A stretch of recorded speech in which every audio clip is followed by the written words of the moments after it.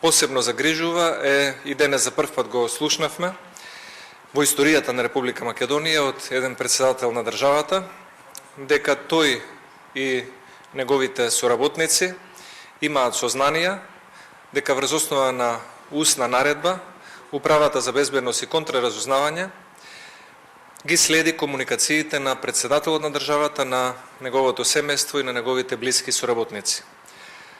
Доколку е ова вистина, тогаш може да се смета како еден голем минус кој што создава правна несигурност и политичка несигурност не само за председателот на државата, туку и за секој еден политичар или граѓанин. Ова е последно обраќање на човекот кој недостоинствено и на штета на државата ја извршуваше функцијата председател.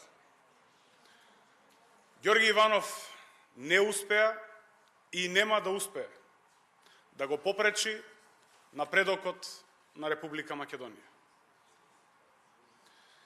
Веќе познатата вест е тоа што и во ова обраќање ја потврди неговата улога на антизападен и антинароден елемент. Последен остаток од криминалниот режим на Никола Груевски. На дрзок и безобразен начин Иванов ги навреди и понижи и ги деградираше пратениците, а со тоа и сите граѓани.